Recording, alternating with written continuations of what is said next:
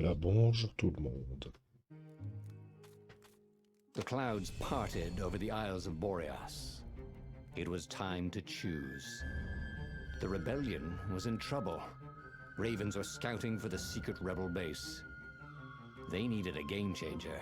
Pieces of the Sky Ripper had surfaced. Renato knew that using it could go catastrophically wrong.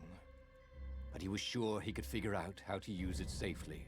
Also, a temple had risen out of empty desert.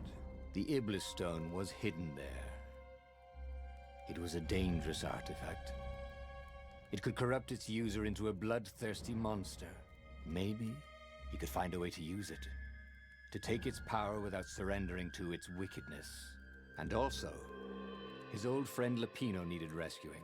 Of course, Renato had a pretty strong suspicion that Lapino had betrayed the rebellion, and he had a gut feeling that he needed to use that to his advantage.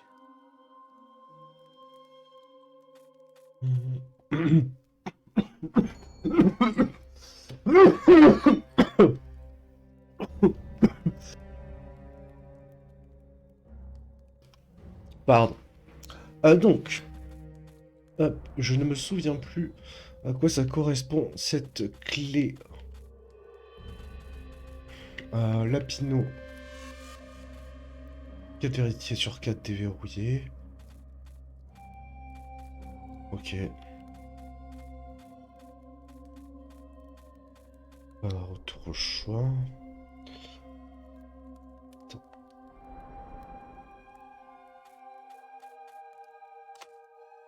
Ok.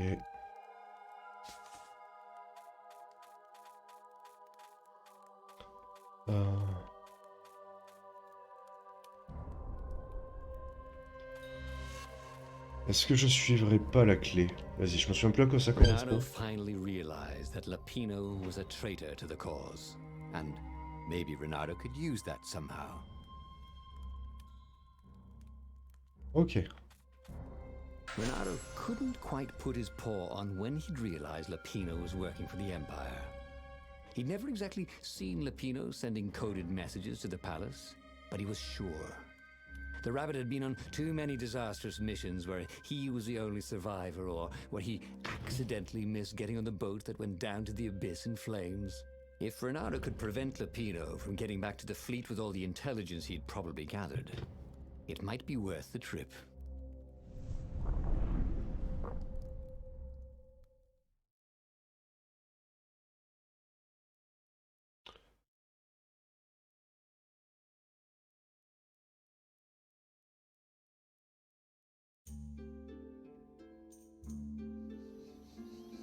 How had they come to this? They'd been on so many adventures together. Lapino had talked Renato out of prison at least 4 times, and Renato had rescued Lapino from at least 2 lynch mobs.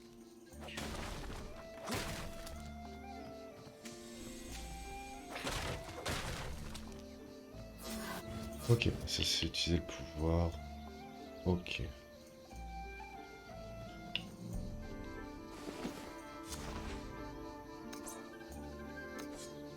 Ah. Oh, c'est celle qui me manque juste, ok. Wow. The sword felt even colder.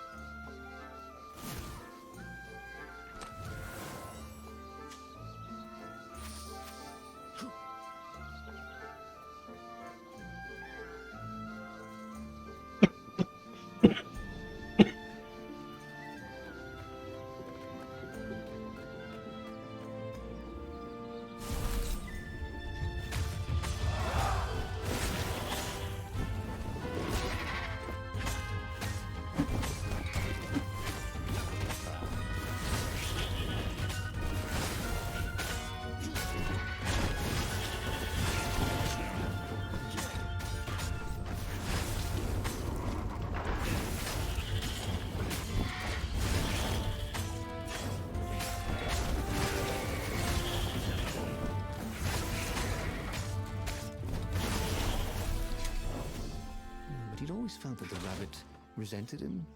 Lapino was hilarious because he was so down on himself and everyone else. But behind the laughs, he wasn't a happy camper. Ooh, was this payback? Or did the Empire have his little white tail in a vice?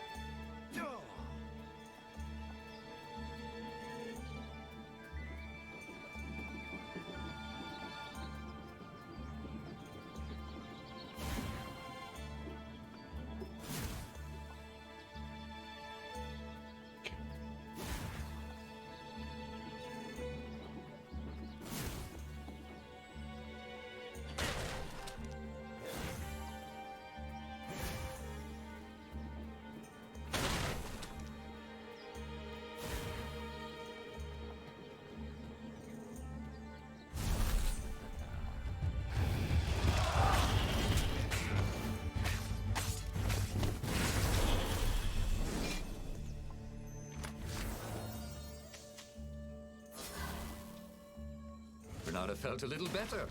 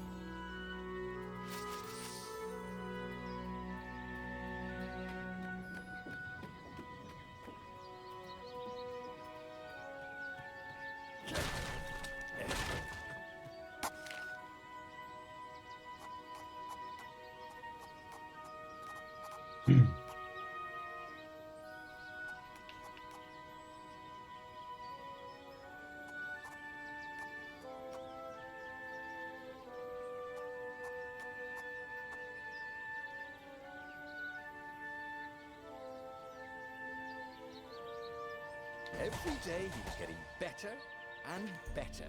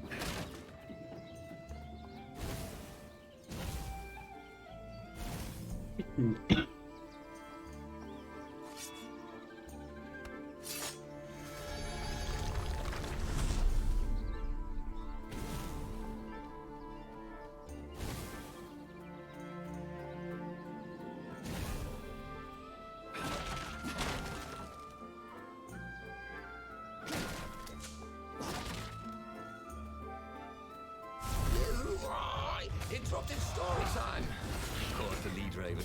Now we'll never find out how it ended!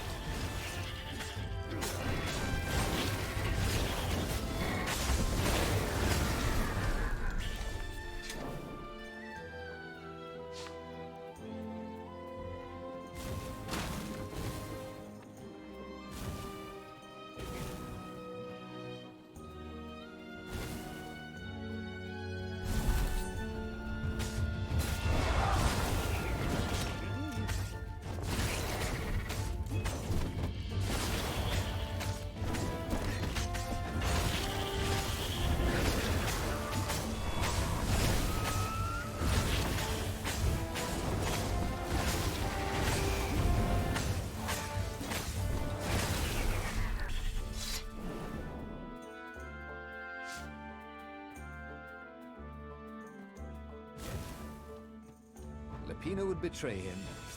The call was dangerous. Renata had a fleeting idea that the two ideas went together somehow. And then it was gone again. Ah, damn ideas. They never stuck around when you needed them.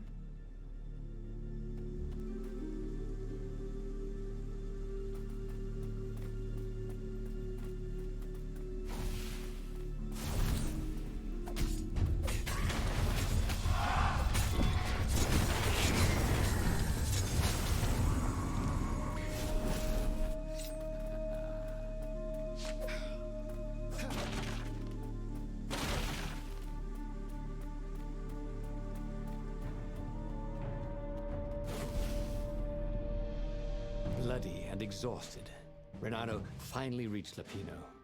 The rabbit was practicing shuffling his favorite deck.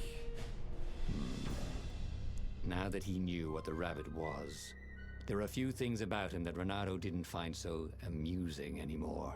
You sent me an urgent message saying that you're in danger. Oh, I am. The ravens are coming. Now, I've got a clever plan to kidnap Zenobia. Renato wanted to clap shackles on the rabbit and shout, "You're a traitor, and I'm not falling for it." But if there was one thing Renato was sure of, it was that the core of the Sky River was dangerous mostly to its user. If he could put it in the Emperor's hands, old Isengrim III might blow himself and his fleet up with it. Yes, that was it.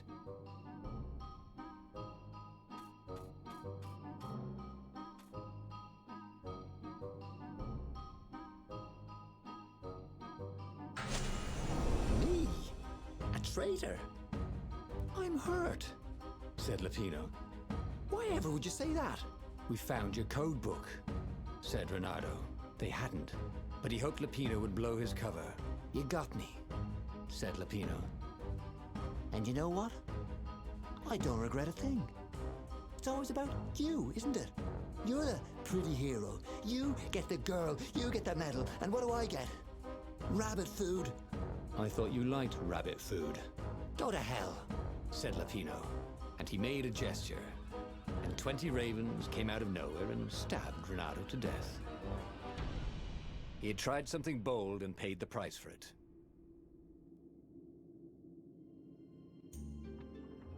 How had they come to this? They'd been on so many adventures together. Lapino had talked Renato out of prison at least 4 times, and Renato had rescued Lapino from at least 2 lynch mobs.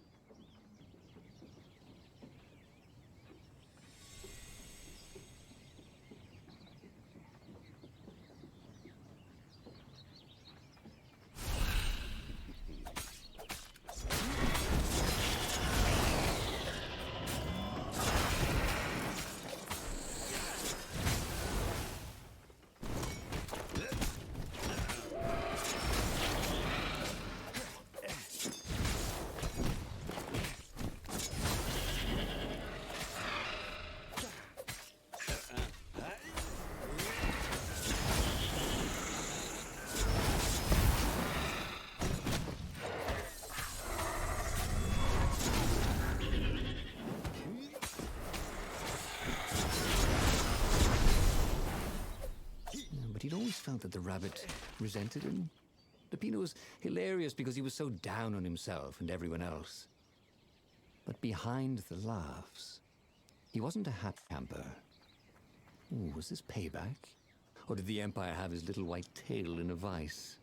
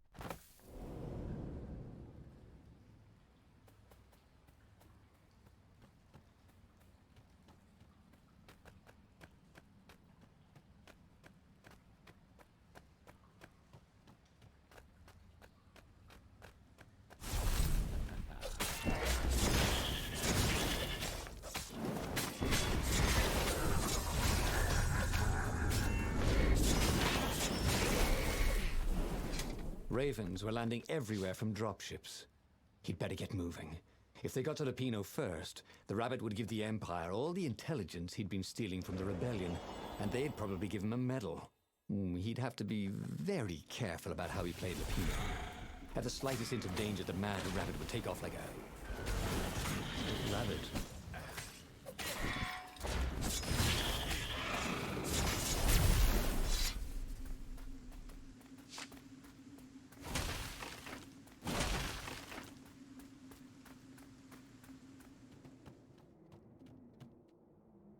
Bloody and exhausted, Renato finally reached Lapino.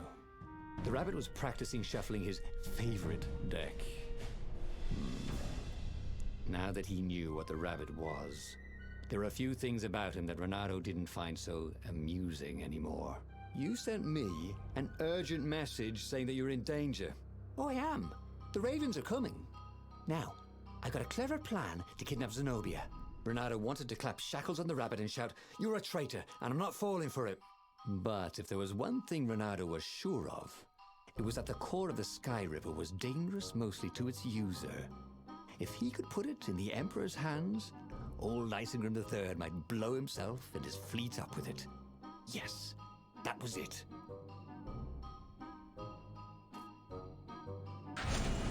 Renato felt like a real hero, brave and smart.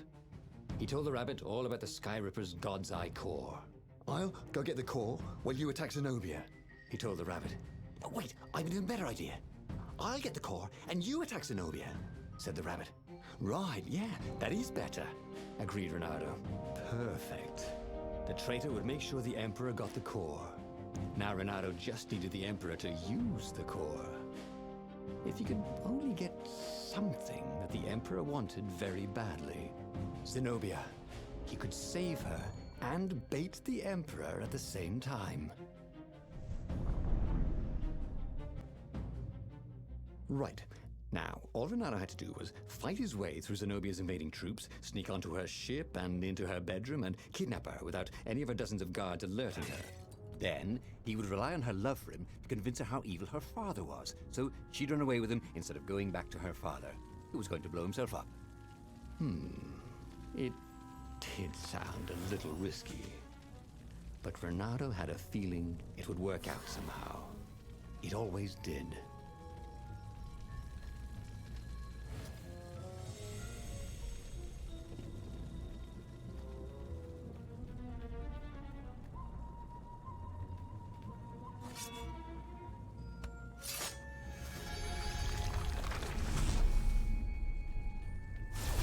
You shall not pass!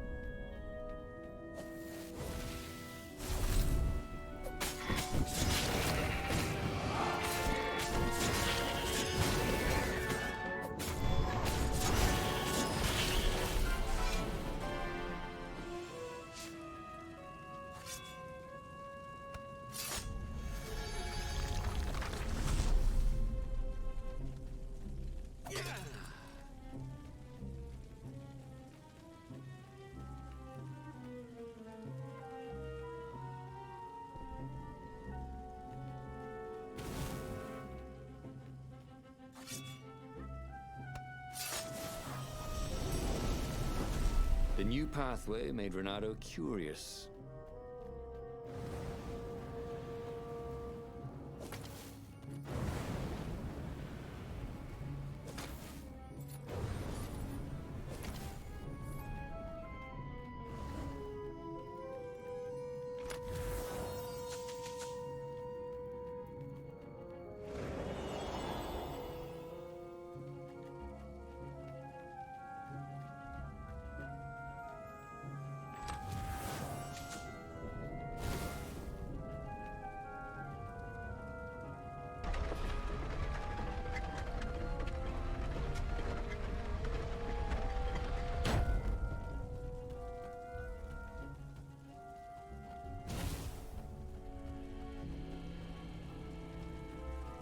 he needed some way to break the ice with this wall, so to speak.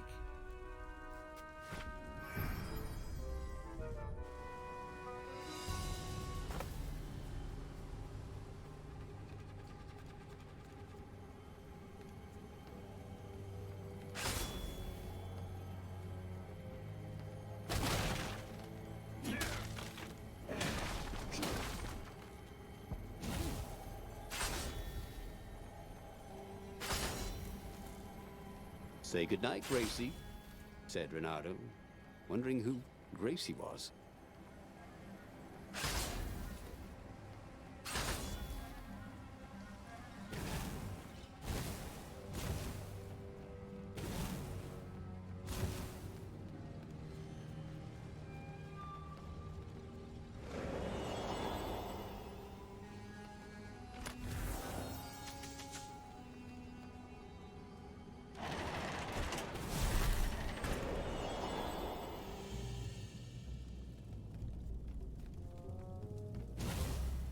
Renato was halfway to Zenobia's encampment when Lapino showed up.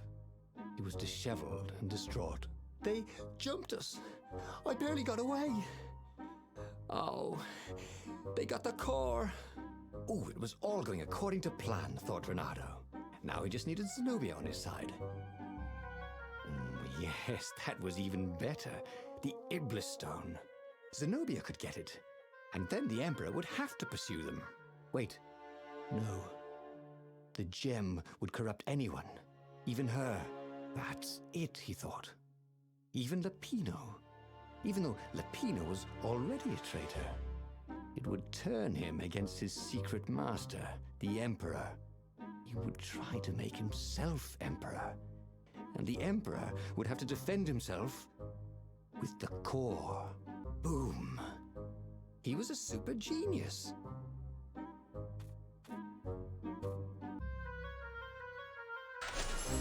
This is terrible, Renato told the rabbit.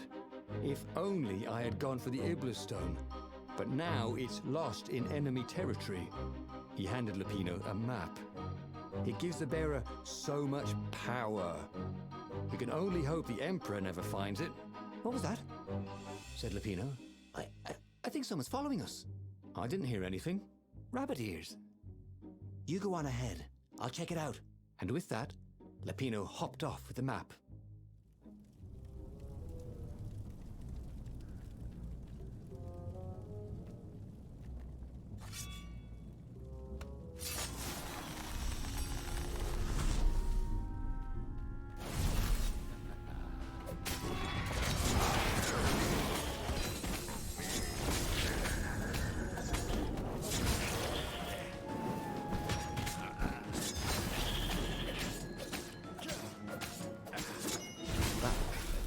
Beautifully.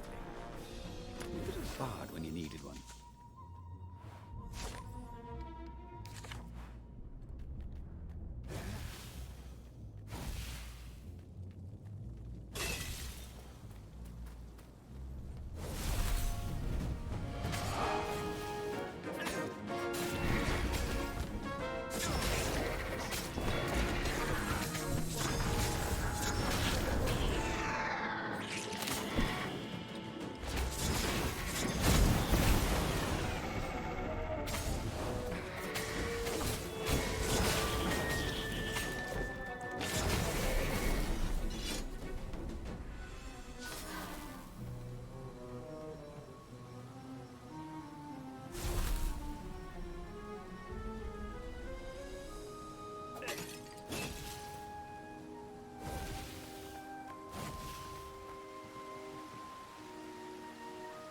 Renato slinked through Zenobia's ship, making no sound at all.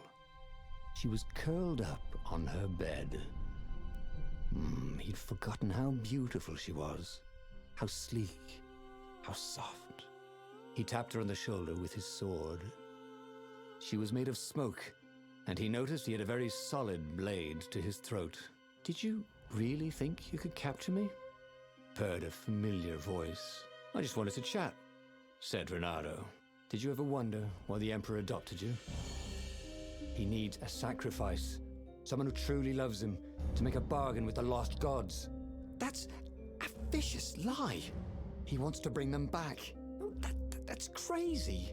Why would anyone... They could make him immortal. An eater of souls. And with that, her eyes widened. She understood. Renato told her how he had rescued a priest whose order had been massacred. How he had slept in a burnt village. At midnight, the Emperor's victims had come to him in his dreams to tell him of the hideous eldritch rituals they'd been sacrificed in. He could still see those kittens and puppies. Their wide, sad eyes, their moist noses. You can't prove that. I've got a witness at the observatory.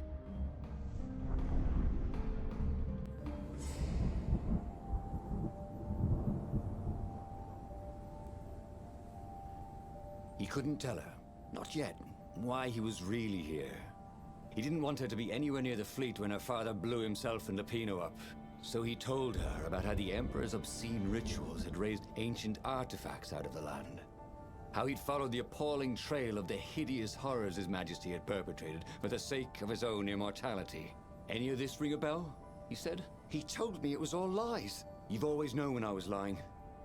I always hated that about you, said Renato. The rebellion had started after atrocities that the Empire hushed up. Renato had rescued a priest whose order had been massacred for one book. He had slept in a burnt village. Dead kittens and puppies had come to tell him what the Emperor had done to them.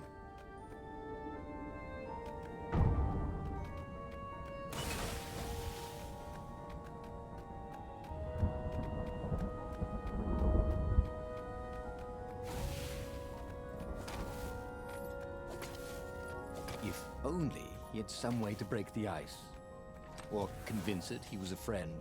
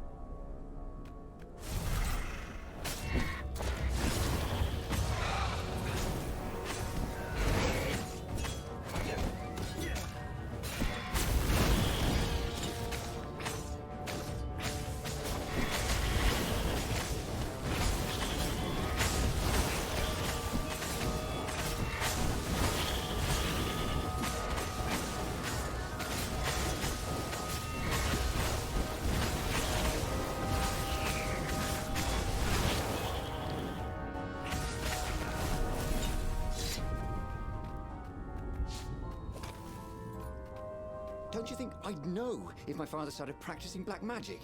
Why? Would you join in? No. I'd destroy his books and I'd... Oh, God. Okay, you're not completely wrong. They've resurrected one of his victims. Well, look, look, it's not exactly alive, but it can talk. A true witness, she said.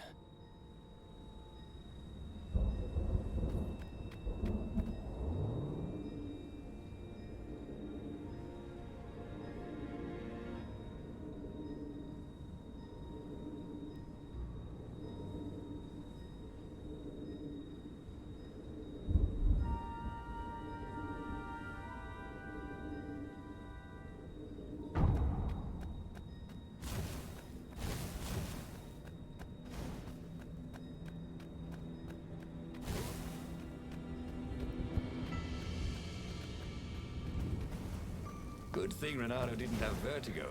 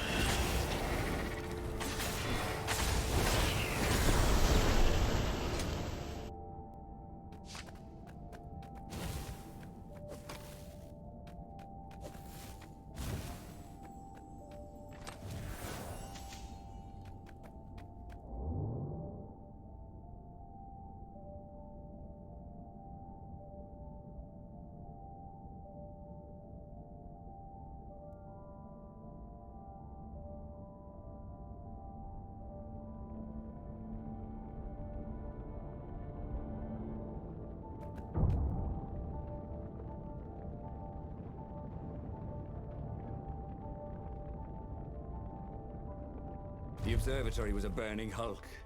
Dead scientists and black feathers everywhere. The Ravens had taken special care to burn the reanimated witness to cinders. Zenobia stared at the carnage. He didn't want me to hear the witness, did he? I guess not. What's your plan? She asked. So, Renato explained his brilliant gambit. Sending Lapino to get the Iblistone, become super powerful and corrupted, provoke the Emperor into using the core against him, thus blowing up both of them, and hopefully the fleet too. Let me visit your council, she said, shaken. I want to help. Could he really trust her?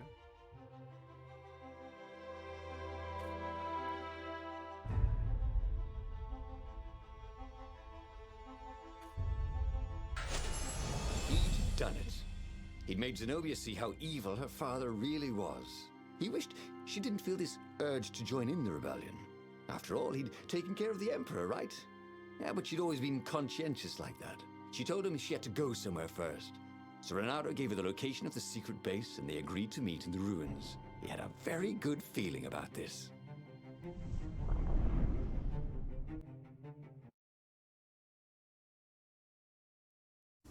What was more important than meeting the rebel council? Had he made a mistake, sending her to the ruins? No. He knew they could trust each other. He could trust her because she never broke her word. And she could trust him because she could see right through him. Well, she'd probably be there well before him. She at least didn't have to fight her way through rainstorms of ravens.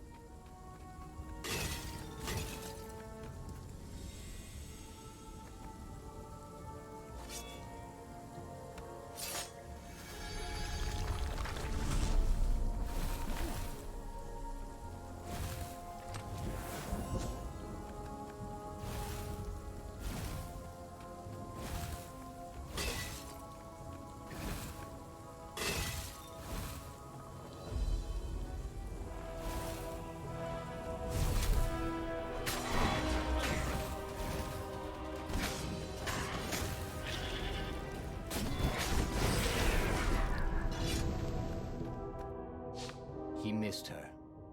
Not Zenobia. Hypatia, the kid's mother. Renato had never thought he'd date a librarian. He'd always figured himself for the barmaid type. But then, he'd never figured the library of Ubar would have comic books, or that Hypatia would know anything about them. He missed her.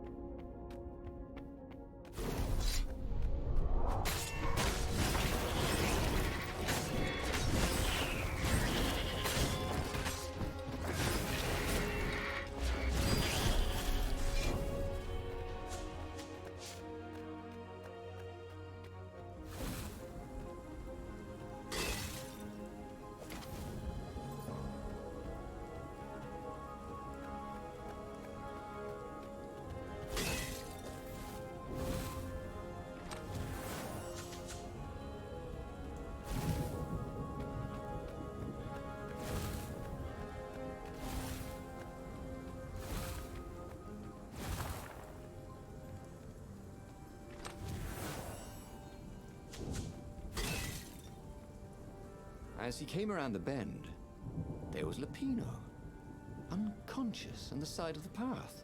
And Renato could smell a familiar, sweet, smoky scent. Who? Zenobia. It had to be. She never used a combat spell when she could use drowsy gas. That meant she had the Iblistone. What would it do to her? She hated her father now. She'd kill him for sure. The council wouldn't mind if she killed the Emperor, but murdering her father would destroy her. He had to get to whatever ledge she was on and talk her down from it.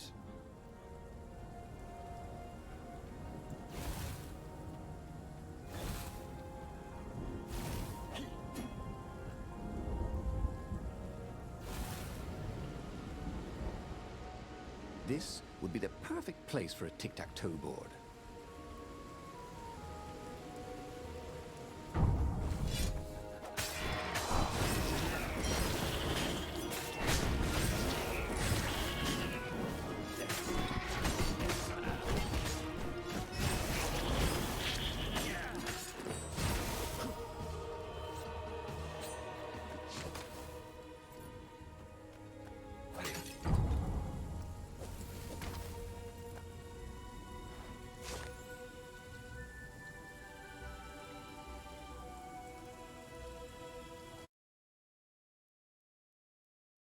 Bon, désolé, j'ai cliqué à côté. Hop. Bon. Unissé, terrorisé, humilié. Les masses ont levé le poing mené par quelques nobles nourrissant une trop grande ambition. Et ce par envie qu'ils veulent posséder pour eux-mêmes le pouvoir dont je suis à la recherche. Ne sont-ils que des criminels qui veulent nous voler ce que nous possédons? Il n'existe qu'un seul châtiment possible pour un tel crime, la mort. Faites des leaders un exemple, exécutez tous ceux qui osent suivre leur voie. Ou bien est-ce la peur d'être directement touché par le sacrifice que je pratique? Est-ce une forme de survie? Montrez-leur le véritable sens du mot peur. Frappez vite et fort. Faites-les souffrir. Brûlez tout ce qu'ils chérissent. Ou bien est-ce la fierté de penser que le sens de ce sacrifice pourrait échapper à leur compréhension à tout jamais? Ils veulent être intégrés, pouvoir s'exprimer au cœur de mes décisions. Telle arrogance ne peut être permise. Menez ceux qui se rendent jusqu'à la mine de sel. Laissez-le poumons se remplir de poussière corrosive. Laissez-les trahir leurs prochains pour quelques restes de nourriture. Laissez leurs enfants voir comment ils deviennent des sauvages. Mettez un terme à la rébellion sans aucune pitié. Punissez, terrorisez, humiliez. Manifeste de guerre de l'empereur Isengrim III.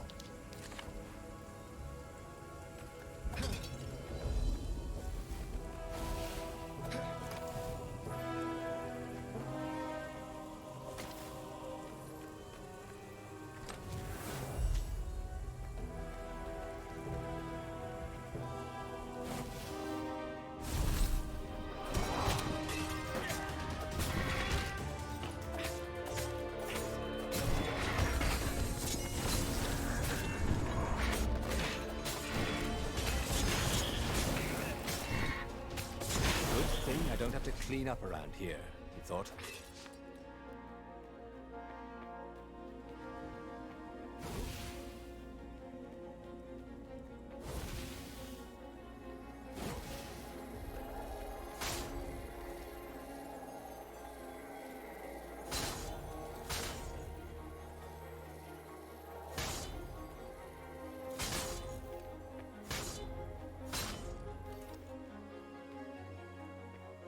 As for the gate, well, he could take her or leave her. Sorry, it's best I could do.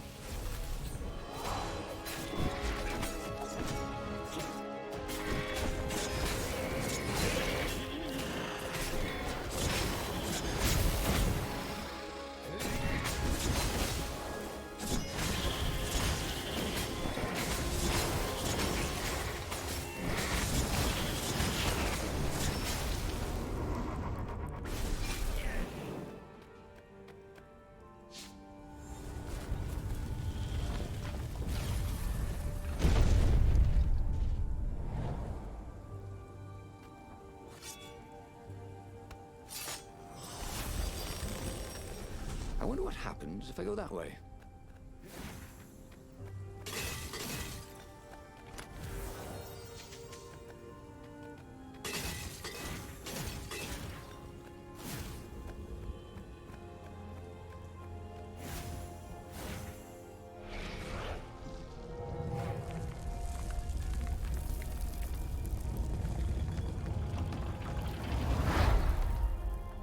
Everyone in the council chamber was dead. Zenobia stood shivering in the courtyard, drenched in blood. Why? He managed. They started arguing with me. I lost my temper and I wanted their blood. Well, not me. The stone did. Why did you take it from Lupino? I had a plan. You had a stupid plan, she said. I'm going to go kill my father now. No, you can't. You'll just take his place. You'll become worse than him.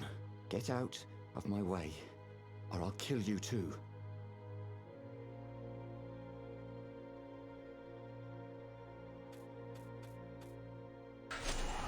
Renata watched her board her ship and sail off. A few days later, the sun dimmed. A great void opened in the sky, black as the Iblastone itself. It stretched and ripped like a vast fatal womb, and a gaze black and pitiless as the sun passed through the void into the land, and so the lost god Iblis once again came into his own, and time stopped. He had tried something bold and paid the price for it.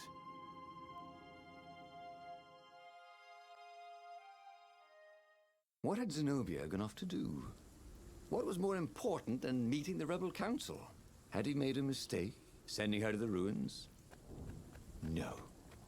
He knew they could trust each other. He could trust her because she never broke her word. And she could trust him because she could see right through him. Well, she'd probably be there well before him. She at least didn't have to fight her way through rainstorms of ravens. He thought about Hypatia. Oh, she'd been an amazing rabbit. She could talk to him about comics, and talk to her son about history and battles, and talk to scholars about the ancient tomes hidden deep in the vaults of the Library of Ubar. Oh, Renato really missed her.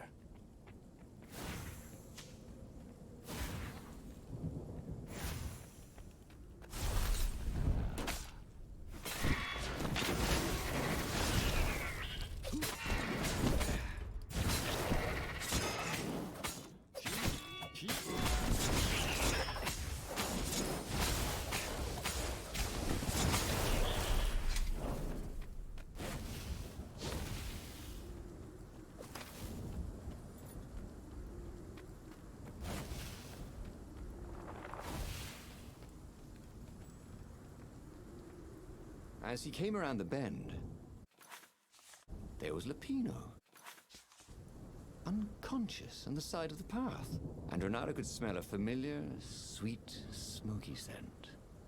Who? Zenobia. It had to be. She never used a combat spell when she could use drowsy gas. That meant she had the Iblis stone. What would it do to her? She hated her father now. She'd kill him for sure. The council wouldn't mind if she killed the Emperor, but murdering her father would destroy her. He had to get to whatever ledge she was on and talk her down from it.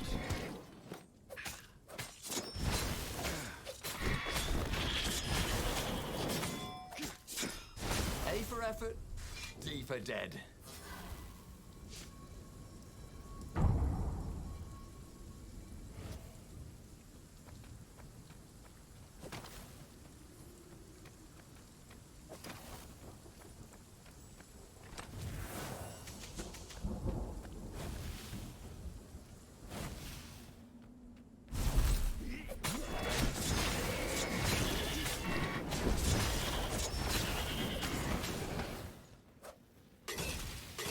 This could be the new aerobics craze.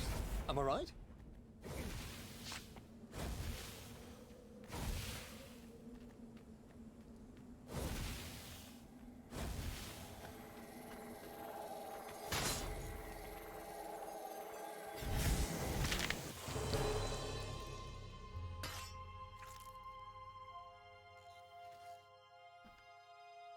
Oops.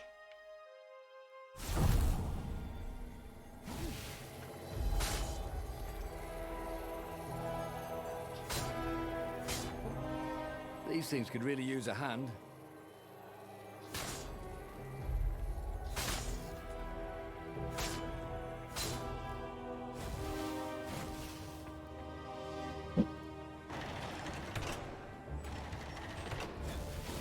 Long stairs. So he was close to the rebel base. He was on fire. So far, so good.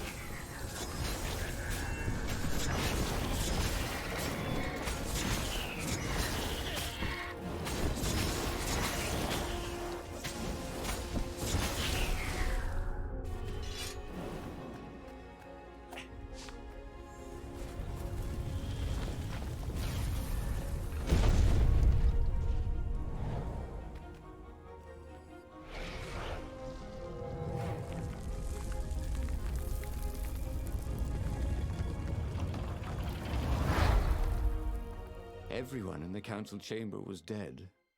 Zenobia stood shivering in the courtyard, drenched in blood. Why? He managed. They started arguing with me. I lost my temper and I wanted their blood. Well, not me. The stone did.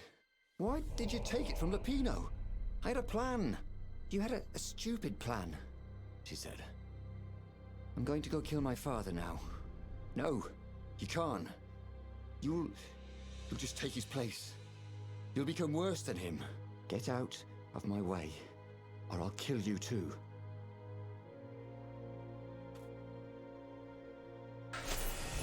You won't kill me, he said. And I won't let you kill the Emperor. Enraged, she raised the sword. You hate him too? He could sense the Iblastone, yearning for his death. But she didn't strike. If you kill him, he'll destroy you. I know you. Shut up! She shouted, her sword trembling. I won't lose you again. Not for anything. Get away from me! He said, and he was very close. I can't lose you again. And he was in reach of her sword now. I hate him! I hate you too! I love you, he said for the very first time. And then she was weeping. He was holding her. The sword had dropped from her hand. He glanced at the Iblastone. It was no longer the black of the void. It looked like coal. No. It glowed, like a cinder. It was crackling, burning, crumbling into ashes. You've always loved me, haven't you? She said. She was weak. The stone had taken so much from her. Always, he said. She staggered as he helped her up. Let me take you away. Where? The island of Avalon. The sisters will heal you. He will follow us. Then we need the Farfarer, the fastest ship in the Empire.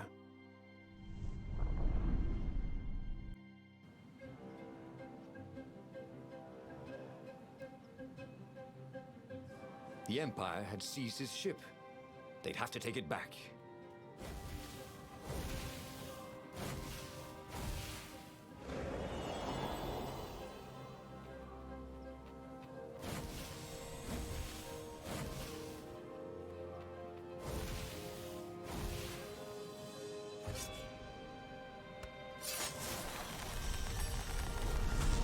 Had that door been opened before?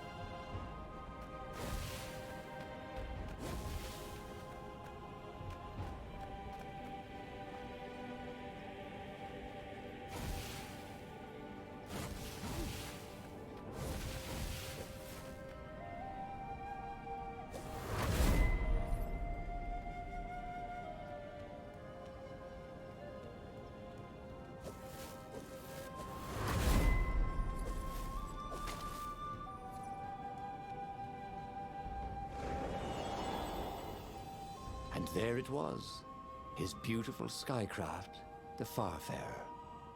They would fare very far indeed, beyond the Empire, beyond the reach of the Empire, to the mystical island of Avalon. He didn't know exactly where it was, but he knew he could find it. And they would find peace there. Second star on the right, and straight on till morning, laughed Zenobia. And they laughed together for the first time in a long time.